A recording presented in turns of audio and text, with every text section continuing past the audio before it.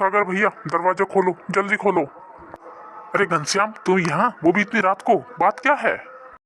भैया, आसमान से आफत बरस रही है। सारी तरफ पानी भर गया है, पूरी बस्ती में पानी पानी हो गया है। सब तबाह हो जाएगा भैया, सब डूब जाएंगे।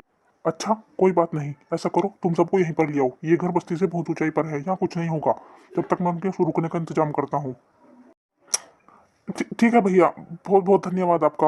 आप भगवान आपका भला करे। इतना बोलकर घनश्याम वहाँ से चला जाता है।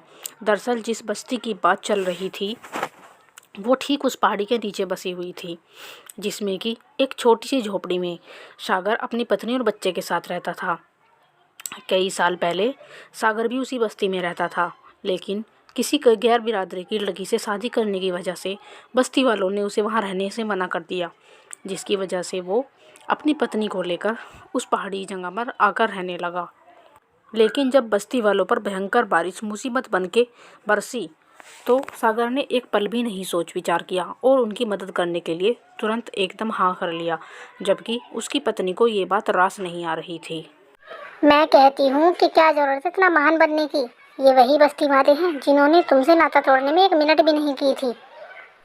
इतने बरस बीत गए, आज तक हमारी कोई खैर खबर ली है उन्होंने? और जब खुद पर मुसीबत पड़ी तो देखो कैसे बेशर्मों की तरह एकदम चले आए। ऐसा मत कहो शीला, वो लोग जैसे भी हैं हमारे अपने हैं, और वैसे भी वो इस वक्त मुसीबत में है, तो हमें उनकी मदद करनी चाहिए। पर उनकी मदद करोगे कैसे? पूरी की पूरी बस्ती को न्योता दे दिया तुमने। यहाँ कौन सा हवेली खड़ी है जिसमें उनको शरण दे दोगे? हाँ, यहाँ पर तो बंजर जमीन वैसे हैं, कुछ खाने पीने के हम ही रले दल्ले रहते हैं। उन्हें क्या खिलाओगे पिलाओगे, कैसे रखोगे उनको? सब हो जाएगा शीला, तुम बस अपना मन मजबूत रखो, बाकी सब भगवान पर छोड़ दो। इतना बोलकर सागर बाहर चला गया और अपनी झोपड़ी के बाहर जंगली झाड़ियों से एक छत बनाने की कोशिश करने लगा। थोड़ी ही देर बाद बस्ती के सभी लोग वहाँ पर आ गए। उन सभी को सर छुपाने की जगह मिल गई, लेकिन इतनी मदद उनके लिए काफ़ी नहीं थी। बारिश बंद नहीं हुई और बारिश की वजह से उनकी पूरी बस्ती डूब गई और सब सामान बह गया। बस सिर्फ सागर का घर ही बचा हुआ था, क्योंकि वो ऊंचाई पर था इसीलिए, और फिलहाल पूरी बस्ती का वही सहारा था। शीला, बाहर भूख से सबका बुरा हाल है। चलो, मैं तुम्हारी मदद करता हूँ, मिलकर सबके लिए कुछ पका लेते हैं। क्या पकाओगे? चूल्हे पर चढ़ाने के लिए कुछ तो होना चाहिए ना। ये देखो, सिर्फ मुट्ठी भर दाल और चावल है, जिससे कि हमारा गुजारा भी नहीं होगा। अब की बार बारिश की वजह से पूरी फसल का नाश हो गया। अब समझ नहीं आता कि क्या करे। उदास होकर सागर बाहर आया, लेकिन भूख से बिलखते हुए बच्चों को देखकर उसकी आंख में आंसू आ गए। भैया परेशान मत हो, बारिश जैसे ही बंद होगी हम सब यहाँ से चले जाएंगे। ऐसा मत बोलो घनश्याम, तुम जब तक चाहो यहाँ रह सकते हो। दुख तो इस बात का है कि मैं चाहकर भी तुम्हारी कोई मदद नहीं कर सकता। मुझे पता है तुम सबको बहुत भूख लगी है, लेकिन राशन की जगह पर मेरे पास ये सिर्फ 2 मुट्ठी दाल और चावल है। कोई बात नहीं सागर भैया, ये सब तो हमारी करनी का ही फल है। हम सब ने तुम्हारे साथ बहुत बुरा किया है सागर भैया, हमें हमारी करनी का फल तो मिलेगा ही। लेकिन फिर भी तुमने हमारी मदद की, ये क्या थोड़ी बड़ी बात है? भगवान ने चाहा तो फिर पहले की तरह सब ठीक हो जाएगा। घनश्याम की बातों ने सागर को थोड़ी हिम्मत दी और वो उन मुट्ठी भर दाल और चावल को लेकर मंदिर में गया और वहाँ पर जाकर भगवान से प्रार्थना की उसने। हे भगवान, दया करो, मैं सबकी मदद करना चाहता हूँ, सबका पेट भरना चाहता हूँ, लेकिन इसमें मुझे तुम्हारी मदद चाहिए। सागर को अब बस भगवान से ही उम्मीद थी, इसीलिए वो हाथ जोड़कर भगवान के पास ही बैठा रहा। तभी वहाँ उसकी पत्नी आई और उससे बोली, सुनो जी, कार्तिक भूख की वजह से रो रहा है। लाओ ये दाल और चावल मुझे दो, मैं फटाफट से उसके लिए खिचड़ी बना देती हूँ। लेकिन शीला। लेकिन क्या जी, इन मुट्ठी भर चावल से किसी का कोई भला नहीं होने वाला। कम से कम मुझे अपने बच्चे का तो पेट भर लेने दो। शीला के कहने पर सागर ने वो दाल और चावल उठाकर अपनी पत्नी को दे दिए। उसकी पत्नी ने घर आकर एक छोटे से बर्तन में दाल और चावल की खिचड़ी बनाई। खिचड़ी बनने के बाद उसकी चारों तरफ खुशबू फैल गई, जिससे कि बस्ती वालों की भूख और ज़्यादा तेज हो गई। बहन, तुमने कुछ पकाया है क्या? मेरे बच्चे 2 दिन से भूखे हैं, थोड़ा सा मुझे भी दे दो। नहीं, इसके बच्चे तो अभी और रुक सकते हैं। बहन, तुम थोड़ा सा खाना मुझे दे दो, मेरी माँ ने 3 दिन से कुछ नहीं खाया है। यही हाल वहाँ हर किसी का था। हर कोई अपने परिवार वालों के लिए उस खिचड़ी को लेना चाहता था, लेकिन शीला को जानती थी कि उसे क्या करना है। हमारी हालत भी तुम्हारी जैसी ही है, बस मुट्ठी भर दाल और चावल थे जिसकी मैंने खिचड़ी बनाई है। पहले मैं उसको अपने बच्चे को खिलाऊंगी। बस्ती वालों की हालत देखकर अब शीला का दिल भी पसीजने लगा था, लेकिन वो एक माँ है, उसे सबसे पहले अपने बच्चे का ख्याल था। इसीलिए उसने पहले अपने बेटे को पेट भर अच्छे से खाना खिलाया।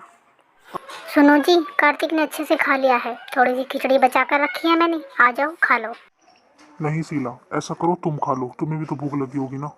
आप भूखे रहो और मैं खा लूँ, ऐसा तो नहीं हो पाएगा मुझसे। ऐसा करो, बाहर से एक बच्चे को ले आओ, कम से कम उसी का पेट भर जाएगा। सागर फिर जल्दी से एक बच्चे को अपने साथ अंदर ले आया। शीला ने उसे बहुत प्यार से खिचड़ी परोसी। शीला परोसती जा रही थी और वो खाते जा रहा था। फिर कुछ ही समय बाद बस बस चाची, मेरा पेट भर गया। वैसे खिचड़ी बहुत अच्छी बनी थी, लेकिन थोड़ी खिचड़ी और मिल जाएगी क्या मेरे माँ और पापा के लिए? उस बच्चे की बात सुनकर शीला का चेहरा उतर गया। लेकिन शीला ने जैसे ही भगोने की तरफ देखा, खिचड़ी से भरा हुआ था। वो देखकर चौंक गई। अरे ये कैसे? अजी सुनते हो, यहाँ तो आओ जल्दी। क्या हुआ शीला? ये देखो, कार्तिक ने भी खिचड़ी खा ली और इस बच्चे ने भी पेट भर के खा ली, और ये भगोना तो अभी भी भरा हुआ है। शीला को कुछ समझ नहीं आ रहा था, लेकिन सागर को सब कुछ समझ आ रहा था। उसने तुरंत उस भगोने को उठाया और वो भगवान के मंदिर में गया। आपका बहुत बहुत धन्यवाद भगवान, आपका बहुत बहुत धन्यवाद। बस अपनी कृपा ऐसे ही बनाए रखना, ताकि मैं मुसीबत की घड़ी में बस्ती वालों की सहायता करता रहूं। आखिरकार सागर ने वही किया जो वो चाहता था। उसने सभी बस्ती वालों को पेट भर के खाना खिलाया और वो खिचड़ी का भगोना फिर भी ऐसे ही भरा रहा। कई दिन तक बस्ती वालों ने खिचड़ी खाई। आखिरकार मौसम खुल ही गया और सब सागर को बस्ती वाले धन्यवाद बोलकर अपने अपने घर वापस लौट गए। लेकिन अब सागर के लिए बहुत कुछ बदल गया था। सुनो जी, अब तो सब लोग चले गए और ये खिचड़ी का भगोना अभी भी ऐसे ही भरा हुआ है। अब हम क्या पूरी जिंदगी खिचड़ी ही खाते रहेंगे क्या? शीला, बस ये समझ लो कि ये खिचड़ी नहीं है, बल्कि भगवान का आशीर्वाद है। इसे हम जितना बांटते जाएंगे, ये उतना ही ज्यादा बढ़ता जाएगा। शीला उसका इशारा समझ गई थी और अब वे दोनों खुद आगे बढ़कर गरीब लोगों की और जो ज़रूरतमंद लोग होते थे उनकी मदद करते थे, जिससे उसके घर में बरकत भी बढ़ती जा रही थी। अब बात चाहे खेती की हो या फिर अनाज बेचकर कमाए गए पैसों की, लेकिन सागर अब दिन दोगुनी और चार चौगुनी तरक्की कर रहा था। हालांकि ये तरक्की हर किसी को रास नहीं आ रही थी। अरे घनश्याम, ऐसे मुंह फुलाकर क्यों बैठा है, क्या हुआ? मुंह ना फुलाऊं तो और क्या करूं? अरे भगवान की दिन रात पूजा की है मैंने, और फल उस सागर को मिल रहा है। देखो तो, उस जादुई खिचड़ी की वजह से कैसे सेठ बन रहा है। लेकिन अब नहीं होने दूंगा मैं ऐसा, उससे नहीं झेला जाता। वैसे तो घनश्याम सबके सामने सागर का एक अच्छा भाई होने का दिखावा करता था, लेकिन वैसे उसके मुंह में राम बगल में छुरी। वो उसकी तरक्की और चारों तरफ होने वाली तारीफ से जल रहा था, जिसकी वजह से उसने खिचड़ी चुराने का प्लान बना लिया। एक रात के अंधेरी में घनश्याम उसके घर में चुपचाप आया और उसने वो जादुई खिचड़ी का भगोना उठाकर घर से बाहर वो निकल ही रहा था कि अचानक उसके हाथ से वो खिचड़ी का भगोना नीचे गिर गया। उसकी आवाज़ से शीला और सागर दोनों की आंख खुल गई, जिससे कि घनश्याम बहुत घबरा गया और दबे पाँव वो वहाँ से भाग निकला। शीला, कैसी आवाज थी वो? पता नहीं जी, यहाँ तो सब ठीक ठाक है, सारे बर्तन अपनी जगह पर ही है।